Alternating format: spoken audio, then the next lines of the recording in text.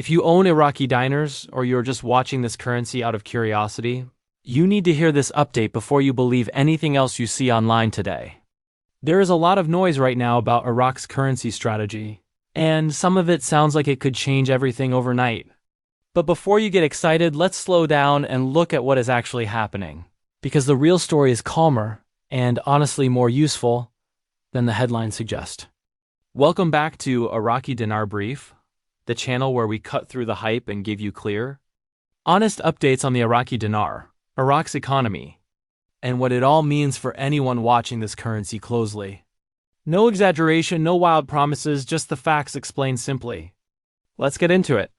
For the past few years, Iraq has followed a fairly steady exchange rate policy. Back in February 2023, the Central Bank of Iraq adjusted the official rate to 1,300 dinars per US dollar. That move was meant to strengthen the dinar's value on paper and bring more stability to the country's finances. Since then, that rate has stayed the same. It has not jumped. It has not collapsed. It has simply held. And that consistency is actually the headline here, even if it does not sound as dramatic as some other claims you might have seen. Now, heading into 2026, the central bank confirmed something important. The official exchange rate used in Iraq's federal budget for 2026 will again be 1,300 dinars per dollar. This is not a new number. It is the same rate that has been in place since 2023, now being carried forward for another year of government planning. Iraqi officials describe this as a sign of coordination between fiscal policy and monetary policy. In simple terms, that means the government and the central bank are trying to work together, using a stable currency value as one tool to manage spending, control inflation, and keep the economy predictable. Some economic advisors in Iraq have pointed out that this consistency sends a positive signal about the strength of the country's foreign currency reserves. Iraq's reserves have been reported in the range of 90 to 97 billion US dollars in recent updates. That is a significant cushion, and it gives the central bank more room to defend the currency's value if pressure builds. A strong reserve position generally means a central bank has more tools available to manage its currency without sudden, disruptive moves. This matters because reserves are one of the main things analysts look at when they judge whether a currency peg is sustainable. Now here is where we need to be very direct with you, because this is the part where a lot of other channels get things wrong, either by accident or on purpose. There's no confirmed plan for a major revaluation of the Iraqi dinar. Not in the official budget documents. Not in statements from the Central Bank of Iraq. Not in reporting from organizations like the International Monetary Fund, which continues to describe Iraq's currency system as a conventional peg, with projections showing the rate staying close to its current level. If you have seen videos or posts claiming a huge revaluation is coming any day now, that a global reset is about to happen, or that the dinar could suddenly be worth dramatically more, please treat those claims with real caution. These stories have circulated for years, sometimes for over a decade, and they tend to resurface every time there is any small policy update from Iraq. The Central Bank of Iraq has repeatedly and publicly stated that it has no plans for a sudden, large-scale revaluation. That statement alone should carry more weight than speculation from anonymous online sources. So what is actually going on with the dinar's value in daily life? This is an important distinction.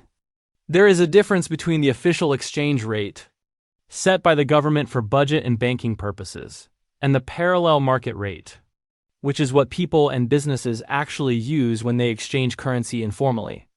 In recent months, the parallel market rate has traded somewhat weaker than the official 1,300 rate. This gap between official and street rates has been a persistent challenge for Iraq's economy. It reflects ongoing issues with access to US dollars through formal banking channels, and it is something the central bank has been actively trying to narrow. Why does this dollar access issue matter so much? For years, Iraq relied heavily on a daily dollar auction system to supply hard currency to banks and businesses. This system faced criticism for being vulnerable to misuse, including money laundering and unauthorized transfers out of the country. In response, Iraq has been working with the United States, including the Federal Reserve, to reform how dollars flow into and through its banking system. Part of this cooperation has included approval for enhanced US dollar cash supply operations to the Central Bank of Iraq, Continuing into this year, the goal is to strengthen legitimate banking channels, reduce reliance on informal cash transfers, and make it harder for dollars to be diverted improperly. This is a meaningful technical reform. It is not the same thing as a currency revaluation, but it is arguably more important for the long-term health of Iraq's financial system.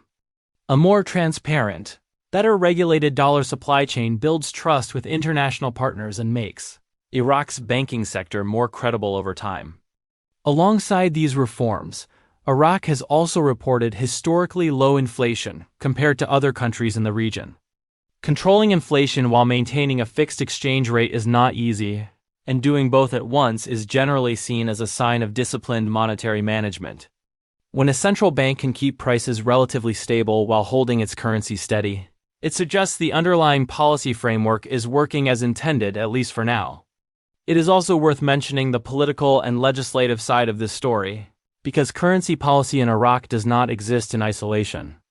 Iraq's budget planning has faced delays in recent cycles, with some spending frameworks relying on earlier laws because new budget schedules had not yet been approved.